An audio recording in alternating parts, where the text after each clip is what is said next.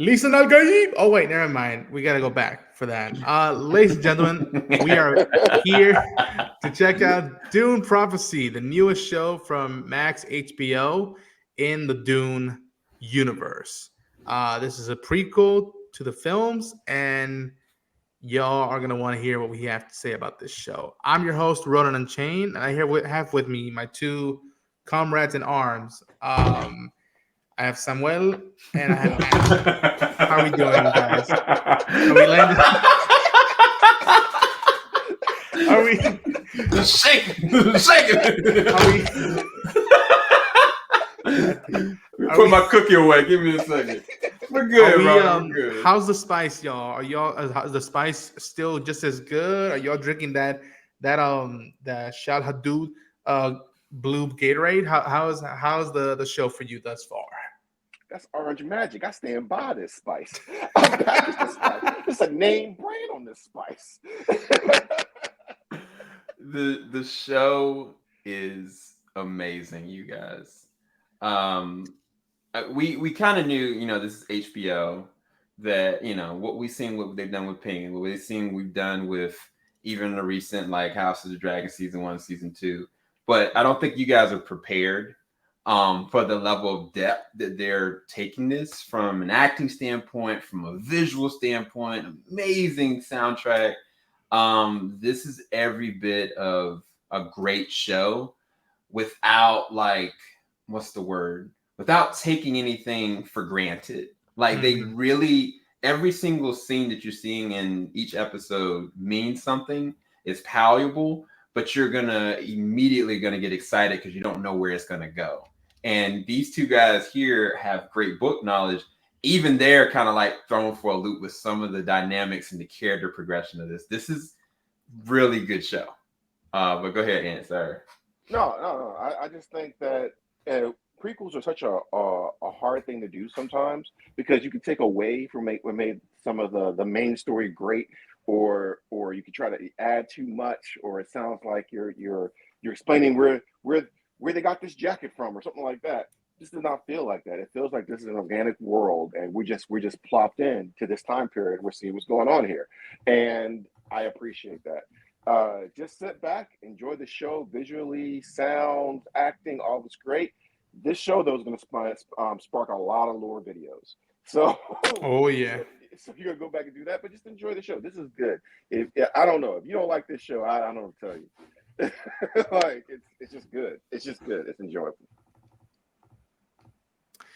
The charge that Emily Watson as Valia Harkonnen, the leader of the Sisterhood, the charge she is marching with this cast and the depth that these characters carry with them is glorious. It is so intriguing.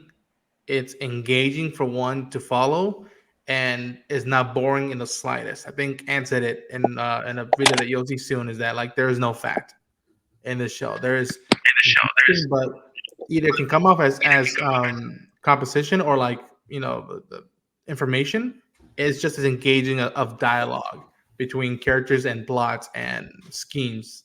Dare I say, um, of what we've seen thus far, it's honoring what the movies did and yet elevating the lore. It's not just the Atreides and the Harkonnen. There's so much more to this universe, and I just love that the microscope was shifted a little bit and was like, go this way and see how messy it is in this sector.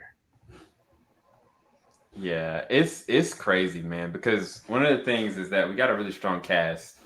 I mean, most notable, of course, is amazing Mark Strong playing the role of the Emperor in this. But if you know names like Atreides and Harkonnen and whatnot, they play value here, but it's not just for name only. There is their own story and progression.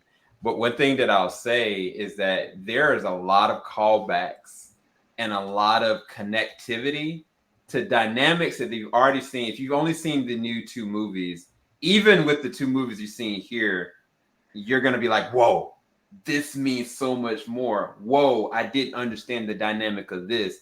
Whoa, this lineage means something here. And I think that they play off of that really well by allowing these actors to really give us their all. I think that they play off of each other very well. They've got great chemistry, but I think they're written very well. Like, these are all flawed characters. One of the things I think that Ant said really well is that there's not necessarily a protagonist or antagonist. Everybody's the same. Everybody is all over, and it's not as though there's a good and evil. It's more gray. Like, it's very, I mean, even the palette of this show is very gray. And I think it's intentional, because every time you see like a little ray of light, it gets very dark very quickly. Yeah, just choose your team and root for a team. I think that's right. What you gonna say? Oh, but they did this. Yeah, but your guys did this. Oh, yeah, that's true. That's right. Go ahead, Ronin. Sorry about that. No, I love that even when characters are connecting in some form or fashion, you're wondering, like, is this genuine or is this a power move? And which Maybe one's both. worse? And sometimes it's like maybe both, and that's probably the most complicated version or outcome out of all of them. It's just like these characters have such a connection for each other, and yet they're playing in the shadows. And how is that going to affect where they go onwards once it's revealed or brought into the light? I again, it's we're geeks when you know someone with blue eyes and you've been following these past two films and you're like, oh, Freeman, oh, someone drank that Kool-Aid. And I love that we're familiar with this universe, but we're so in the dark. And I love that. I have no preconceived notion except that, okay, the Harkonnen are vicious. The Atreides are all high and mighty. But this isn't like what I've seen before. It's a same. There's a similar tone in terms of the power plays, but the completely different iteration, and it's more broader. And I think one of us said it, that there's so much time that there's just moments to like live in a tragedy or an achievement. There's no rapid pacing to them. They can spend so much time in a room verbally saying so little and yet shouting volumes amount of stuff between characters and situations. And everybody's words matter, and that's Yeah. really hard to do with everybody's words, and they all have like another meaning or another goal, or I'm saying this to get you to do this, and it even looks like I'm agreeing with you or fighting with you. That's really hard to do. And so I need to look who the writer is in this, or writers, because this is really well done. This is really well done. Yeah. I was gonna ask, like, I mean, to close up shop, because I mean, this is about the Sisterhood. This is about the Bene Gesserit. So you guys are book readers. In you guys' opinion, do you guys think that they add weight and volume to the Sisterhood through what you've seen so far in this series? Does it complement the first two films? Like, where do you think other audiences are going to interpret, like, now looking at the Sisterhood as a whole? So, and you read the books more. What do you think? So it's been like a decade plus since I've read them, but like to me, this adds to them, and it gives me a more. I think I said this another thing. This adds mythos to something, and when you give more mythos to, because the books, the first book has a lexicon in the back of it, and so this adds to that. Even where they describe where certain their abilities come from, and usually it can be a cheesy thing, like, oh, this person discovered this or came up with this time. No, something happened, and there was a need for this, and then this happened because there was a need for that. That is awesome. That's an awesome thing to do. I was listening to the genesis of the MRI, and the physicists that made up came up with the theory to make the MRI possible had no interest in medicine. Just came up with a field to like track where gas levels were, and someone was like, "Oh, that's useful. Let me bring it over here." And you get that in this show. This happened. This probably need, or this person did this thing, and I love that. And also, they can't. So the Bene Gesserit, anybody else would say, well, why don't they just take over? They can command people with their voices. That's not the kind of game they're playing. If they tried to do that, they'd be wiped out. They have to be more subtle. They have these goals. And it's really well done. I'm trying not to say too much, and so it might not come out like I'm saying anything at all. But like, it's really well done. Man, you got a Viking looking at you like you're crazy, man. He's coming for that neck, man. But Why do you blow his beard out? I'm coming for you, Ragnar. You know what? We're gonna just leave him to the side. We're not gonna mention nothing. But no, this is a really good show. Like, let's collectively give our closing thoughts and rating for this season so far. Right now, I'm sitting at a 10 out of 10 for this show. It is such a complimentary to these past two films, and maybe folks who've read the books hardcore have nitpicks. That's valid. That's fine. But you can't say to me that this is boring and not engaging, for at least for me and my taste. As someone who's a fan of shows like Penguin, Chernobyl, Last of Us, complicated stories are strengthened when there's deep, complex characters, and when alliances are set, and when stuff is in play and it's a long game, you can't help but keep up with the run, if you will, to see what's gonna happen at the end.